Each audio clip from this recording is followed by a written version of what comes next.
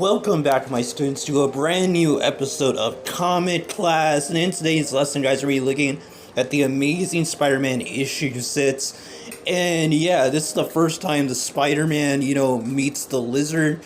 And this should be a really fun issue to talk about. So without further ado, guys, let's jump right into today's story. Let's go.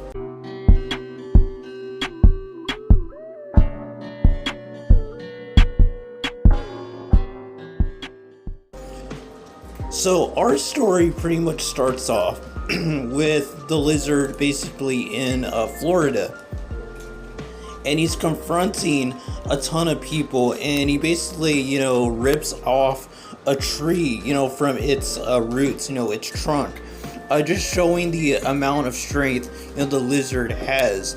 And what the Lizard actually does is the Lizard is kind of intelligent. He does have the ability to speak, because he is originally a man. And we see that the Daily Bugle issues a challenge for Spider-Man to go fight and defeat the Lizard in Florida. Now Peter basically goes to talk to J. Jonah Jameson, asking him if he can send them to Florida to take pictures of the battle between Spider-Man and the Lizard. But Jonah basically just blows him off and tells him there's no way that Spider-Man's gonna go fight the Lizard, someone that can actually defeat him, when he can just continue beating 2-bit criminals in New York City. So Peter basically has a conversation with Betty Brant, and they basically start flirting with each other, which was a really cool thing to see. And Peter, the next day goes to the Natural History Museum for his high school class, I believe. And while they're there at the museum, these two guys, these criminals, basically try to rob the place, and they almost take out the frustrations on Peter when they suspect that he thinks that they're on something, and they're willing to actually shoot a high school kid, which is kind of crazy. So they take Liz and they try to use her as a hostage, but Peter gets into his Spider-Man costume and attacks the criminals, basically leaving them for the police. And yeah, he saves Liz Allen and kind of flirts with her a little bit, and this kind of gets Flash a little nervous, because comparing himself to Peter he's okay with, but comparing himself to Spider-Man, he feels a little insecure, which I think anybody would be when you're competing against Spider-Man. So Peter gets into costume and he goes in and talks to J. Jonah Jameson, webbing him up, and tells Jonah that he's gonna go to Florida to fight against the Lizard, that he's taking the Daily Bugle up on their challenge. But he tells him to go send Peter Parker, some photographer, to go take some pictures of his fight with the Lizard.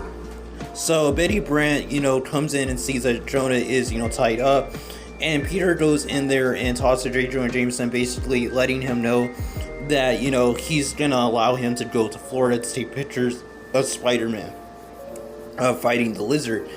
And yeah, I think Jonah is paying for him to go take these pictures, which I guess is a normal thing. But it seems that Jonah is paying Peter to go on this trip. He's paying for both of them.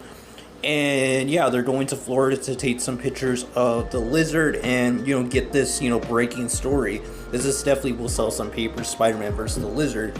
So they arrive at Florida, and Peter makes his way away from Jonah and gets into costume, and he goes after to find the Lizard.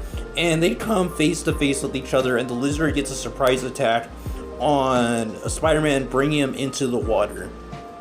Now Spider-Man is able to throw some dust into the Lizard's face, letting him get away for a moment, and he gets out of the water. He eventually makes his way to some house where he gets told the backstory of Kurt Connors, who is the Lizard, from his wife. And we get to learn that Kurt Connors was basically, I guess, a war veteran that had lost his arm during the war. And he's been experimenting with Lizard DNA and to try to figure out how to get his arm back, kind of like get the regeneration that lizards have, reptiles have. And yeah, eventually he was able to successfully get his arm back, but in the process he actually mutated into the Lizard. And now he wants to actually take everyone and put them in this new type of transformation. He wants to make other people like how he is. So he's making a formula and he wants to put it, I guess, into the water to make everyone like how he is. So he almost, gets, to this situation whenever Peter basically hears Billy, which is Kurt Connor's son, running away from him whenever I guess Kurt came to see his family. And Billy is saved by Spider-Man when there's a snake on the ground about to attack him. But the Lizard sees this and tells him that there's no way he's going to let Spider-Man take away his son from him. And they engage in a fight. And Spider-Man even mentions how hard, the Lizard's skin is, that it almost feels like a dinosaur skin. And it almost broke his hand when he landed his punch on him. So yeah, this guy is no joke, at least at this point in Spider-Man's career. He might be a little too much for him. So Kurt, makes his getaway. And Peter gets, to working as he is, he wants to be a scientist, Peter Parker, before he got his spider powers. So he's actually able to make an anti-serum. I'm not sure if it was him or, Kurt Connor's wife, or maybe Kurt himself. But his wife basically gives it to Spider-Man and tells him that he needs to get Kurt Connors to drink this and that he will save Kurt and turn him back to human. So Peter makes his way to some type of well, which is, I guess, the cover of this issue. And Spider-Man engages in a fight with all these different alligators that are trying to attack him. Eventually, he makes his way into the well and gets the Lizard to follow him, where he traps him in here with him so that he can get him to drink the serum. So they engage in their fight. And Peter eventually gets the upper hand and get the Lizard to drink the serum. But it doesn't go into effect right away. And Peter, is just taking a beating from the Lizard. Like you said, it almost feels like he got hit by a runaway sledgehammer. But eventually, the Lizard starts feeling the after effects of drinking the serum, and he turns back into Kurt Connors, into a normal human man. And Spider-Man takes him back to his family, and it looks like they're going to have a happy ending, at least for now. Peter arrives to J. Jonah Jameson and tells him that he's got the pictures, but Jonah just grabs him and rips him up because he didn't want to, be proven wrong that the Lizard was actually, a real thing.